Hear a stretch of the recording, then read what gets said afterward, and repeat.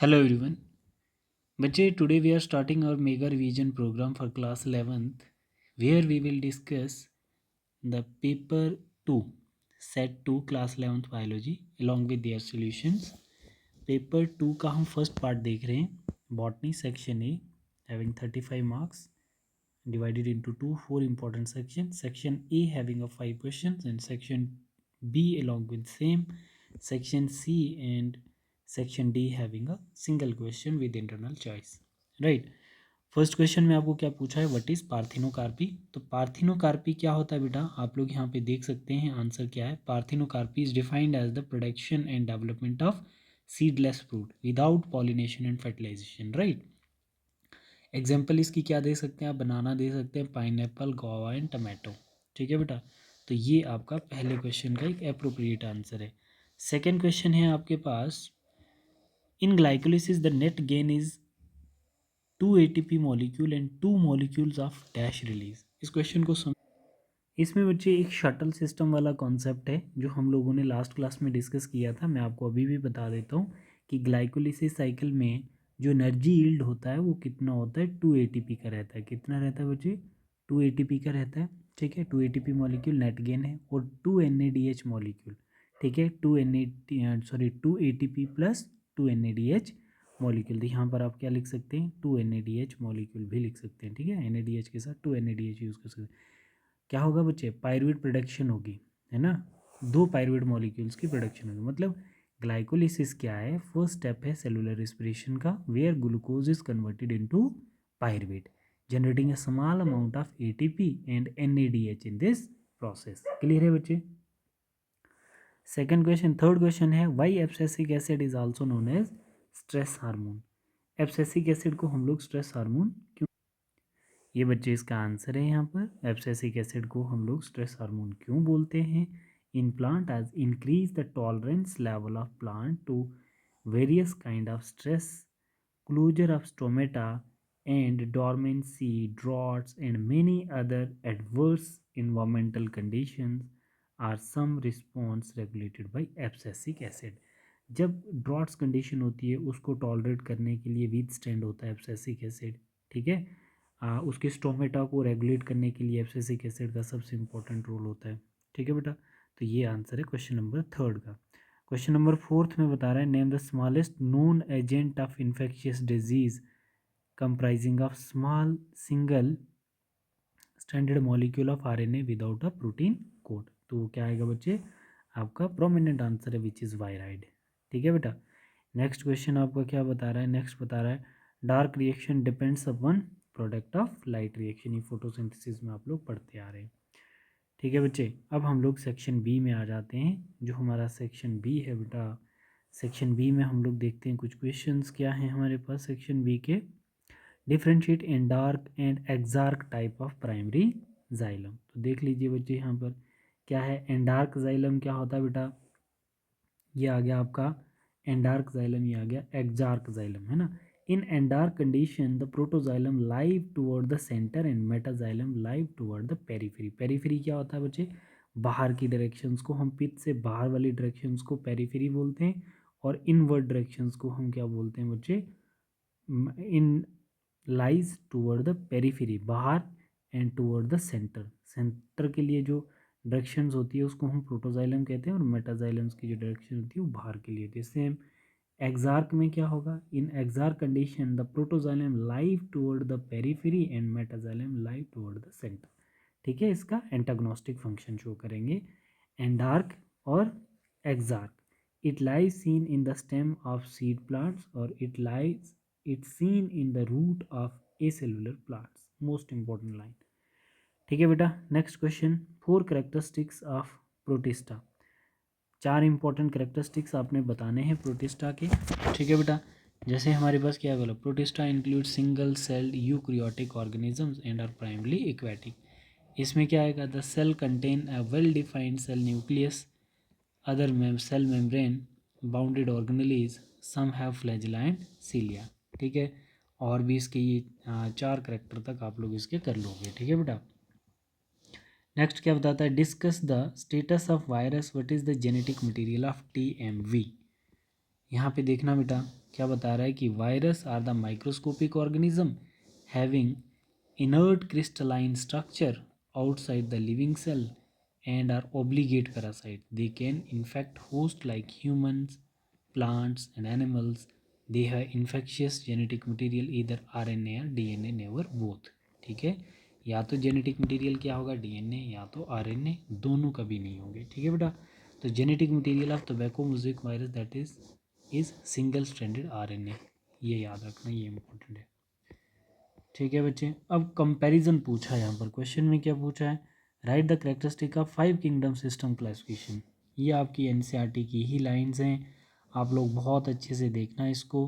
Character, cell type आ गई, cell wall आ गई, nuclear membrane, body organisation, mode of nutrition. ठीक है बेटा, और यहाँ पर मोनेरा, प्रोटिस्टा, फंजाई, प्लांटी और एनिमली, ये क्या आ गया आपके 5 किंगडम, और ये करेक्टर एक एक करके आप याद करना। ठीक है बच्चे, और इसकी एग्जांपल्स भी मोड ऑफ न्यूट्रिशन पे बहुत बार क्वेश्चन पूछा जाता है। ठीक है, ये क्वेश्चन आपका यहाँ पे बन जाता है। स्ट्रक्चर ऑफ मेज सीड विच इज़ मोनोकॉट, यहाँ पे देखना बच्चे, एंडोस्पर्म होगा, स्क्यूटेलम होगा, है ना, जो मोनोकॉट में ही प्रेजेंट होता है। कोलियोप्टाइल, प्लेम्यूल, रेडिकल पार्ट जहाँ से रूट डिराइव्ड होती है, प्लेम्यूल जहाँ से शूट डिराइव होगी, और रेडिकल वाला पार्ट मतलब जो रूट को टर्मिनेट करता है, विच पार्ट इज कोलियोरिजा। ठीक है, एल्यूरिन लेयर जो मोनोकॉट में ही होती है, seed coat and fruit walls. ठीक है बच्चे, तो ये स्ट्रक्चर आपको बनाना चाहिए। This is all about your botany section 2। अब सेक्शन सी में हम लोग आ जाते हैं। सेक्शन सी में मेरे पास क्वेश्चन है बच्चे, discuss in brief the various type in sexual reproduction in fungi. तो आप लोग यहाँ पे देख सकते हैं बेटा, ये क्वेश्चन है, various type of sexual reproduction in fungi are plasmogamy, karyogamy. ठीक है, तो plasmogamy, there is a union of protoplasm between two haploid hyphae which is a single fungi, है ना, of the compatible mating type of gametes. ये देखो यहाँ पे दो हाइफे हमने लिए हैं, ये दो हाइफे लिए हैं, एक मेल है ना, hyphae of the opposite meeting type. ठीक है, कैरियोगेमी में क्या होगा बच्चे, plasmogamy means fusion of plasma membrane, इनकी आपस में फ्यूजन होगी प्लाज्मा मेम्ब्रेन की, यहाँ पे दिख गया आपको। कैरियोगेमी में क्या होगा, न्यूक्लियस का फ्यूजन होगा, fusion of two nucleus is called karyogamy. In some fungi, Agaricus, Aspergillus, in intervening dikaryotic stage, इसमें आप लोगों को क्या दिखेगी, डाइकैरियोटिक स्टेज, मतलब एक सेल के अंदर दो nucleus, n plus N that is two nuclei per cells occur, such condition is called dikaryons and the phase is called dikaryophase. ठीक है, फिर मियोसिस होगी बच्चे, तो मियोसिस में क्या होगा, simple is that the fungi form fruiting body in which reduction division होगी उसमें occur, leading to the formation of haploid spore that is ploidy number n। ठीक है, ये डाइकॉट लीफ का क्वेश्चन आ जाता है आपके पास, dicot leaf and monocot leaf. Structure को बहुत अच्छे से देखना बच्चे, इसका एपिडर्मल पार्ट होता है डाइकॉट लीफ का, मेसोफिल सेल्स होंगे, वेस्कुलर बंडल होंगे, पेलिसेड पेरिनकाइमा और स्पंजी पेरिनकाइमा देखना, एडेक्सल रीजन इस लीफ का जरूर देखना आप लोग, और एबैक्सल रीजन।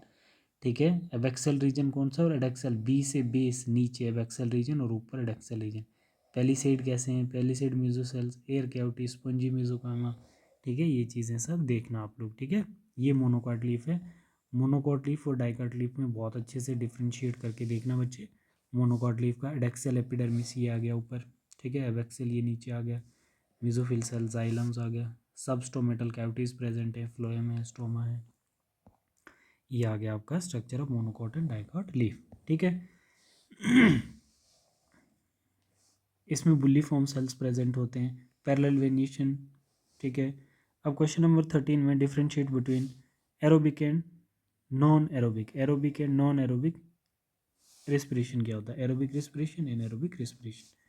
तो बहुत सिंपल क्वेश्चन है, आपने कितने पॉइंट करने हैं इसके, ये है ना, एरोबिक रेस्पिरेशन में ज़्यादा एटीपी प्रोड्यूस होते हैं मैक्सिमम, और इसमें मिनिमम 2 एटीपी की प्रोडक्शन होती है। ठीक है बच्चे, the factor affecting photosynthesis are, पहला आ गया आपका लाइट। ठीक है, देख लेना बच्चे, दूसरा आ गया हमारे पास CO2। ठीक है, रेट ऑफ फोटोसिंथेसिस और लाइट इंटेंसिटी बता रहा है ये। ठीक है, ABCD करके देखना। ठीक बच्चे, फिर उसके बाद आता है हमारे पास टेम्परेचर, बहुत इंपॉर्टेंट क्वेश्चन है, अच्छे से याद करना है इसको। ठीक है, ये इसके फैक्टर आ जाते हैं। फिर हमारे पास नेक्स्ट क्वेश्चन आता है, नेक्स्ट क्वेश्चन आता है बच्चे, describe brief the stomatal aperture. हमने पहले वाले पेपर में भी देखा था ये क्वेश्चन, ये देख लो बच्चे, stomatal small pore present in the epidermals of leaves. They regulate the process of transpiration and gaseous exchange. बहुत इंपॉर्टेंट लाइन है, ये देख लेना बच्चे. सबसे पहले एपिडर्मल सेल्स आते हैं, उसके अंदर सब्सिडरी सेल्स आ गए, फिर क्लोरोप्लास्ट आ गए अंदर, और स्टोमेटल अपर्चर उसके सराउंडिंग में गार्ड सेल्स आ गए. ठीक है बेटा, तो ये डायग्राम आ जाती है स्टोमेटल अपर्चर की, इसको एक्सप्लेन भी करना आप. सेक्शन डी में हमारे पास what is oxidative phosphorylation, make the graphic sketch of ETS. ठीक है.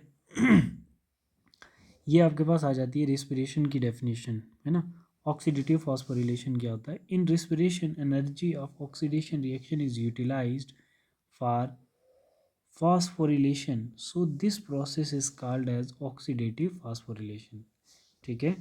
इट इज, देखो बच्चे इस क्वेश्चन में आपको ना ऑक्सीडेटिव फॉस्फोरिलेशन बहुत अच्छे से समझना होगा कि ऑक्सीडेटिव फॉस्फोरिलेशन एक सेलुलर प्रोसेस है जो जनरेट करता है energy in the form of ATP during cellular respiration. ठीक है, ये डेफिनेशन होगी. बेसिकली ऑक्सीडेटिव फॉस्फोरिलेशन में इलेक्ट्रॉन ट्रांसपोर्ट सिस्टम होता है, सॉरी इलेक्ट्रॉन ट्रांसपोर्ट चेन होगी, जिसमें high energy electrons from NADH and FADH are passed through a series of protein complex in the mitochondrial inner membrane. याद होगा आपको, है ना. फिर प्रोटॉन पंप करेंगे as electron flow through the ETS protons H positive और pump across the mitochondrial membrane and creating proton gradient, है ना बच्चे. इसमें ऐसा हो सकता है. और फिर ATP सिंथेसिस होगी. The energy from the proton gradient it used as drive the production of ATP through the process of chemosynthesis, है ना बच्चे. तो इसमें की पॉइंट्स क्या क्या याद रखोगे? NADH and FADH electron carrier हैं that donate high energy electron to the ETC. एक पॉइंट आ गया. दूसरा, माइटोकॉन्ड्रियल इनर मेम्ब्रेन वो है the site of the ETC and proton pumping. और नेक्स्ट पॉइंट, की पॉइंट याद रखोगे, ATP synthesis the enzyme responsible for generating ATP from the proton gradient. ठीक है. तो इंपॉर्टेंस क्या है इसकी, ऑक्सीडेटिव फॉस्फोरिलेशन की? एक प्राइमरी मैकेनिज्म है जहाँ पर सेल जनरेट करता है एनर्जी फ्रॉम द फूड, है ना, they consume. It is essential for the survival of aerobic organism including humans. याद रहेगा बच्चे आपको, इसका मैंने क्रक्स आपको बता दिया है. इस क्वेश्चन का क्या क्रक्स है. ठीक है बेटा, तो आप लोग इसको अच्छे से रीड करें, इसको रीड करें अच्छे से. इसका पूरा मतलब ये है, अगर यहाँ से करना तो यहाँ से, नहीं तो मैंने आपको बताया. यहाँ पे देखो बच्चे, ये इसकी डायग्राम है, प्रॉपर ट्राई करो बेटा, है ना. यहाँ पर क्या आ जाता है, यहाँ पे आपका ये मैट्रिक्स वाला रीजन इनर माइटोकॉन्ड्रियल मेम्ब्रेन, ये पेरी माइटोकॉन्ड्रियल स्पेस है. ठीक है. तो यहाँ पे क्या होगा, NADH और FADH जो होंगे ये एंटर करेंगे इनर माइटोकॉन्ड्रियल मेम्ब्रेन में, और यहाँ पर प्रोटॉन सेंड किए जाएंगे. फिर ये वाला जो है बच्चे, ये क्या करेगा, यहाँ से आगे के लिए ये जो आपको दिख रहा है F1 पार्टिकल, यहाँ पर ATP की प्रोडक्शन होगी. ठीक है. तो ये आपने बहुत अच्छे से याद रखना है. ठीक है. और फिर R पार्ट में आपको ग्रोथ रेगुलेटर भी बताए गए हैं. तो ग्रोथ रेगुलेटर में रोल ऑफ ऑक्सिन बहुत अच्छे से याद करना है. ठीक है. प्लांट ग्रोथ रेगुलेटर क्या है, explain the role of auxin in gibberellin in plants. तो रोल ऑक्सिन्स के 1 2 3 4 5 6 7 ये सारे करोगे. ठीक है. और फिर जिबरेलिन्स के भी रोल अराउंड 5 to 6 आप लोगों को याद करने हैं. तो ये आपका बॉटनी का पेपर जो है वो कंप्लीट हो गया बेटा. ठीक है. तो अब हम लोग जूलॉजी का पेपर नेक्स्ट वीडियो में डिस्कस करते हैं. Thank you.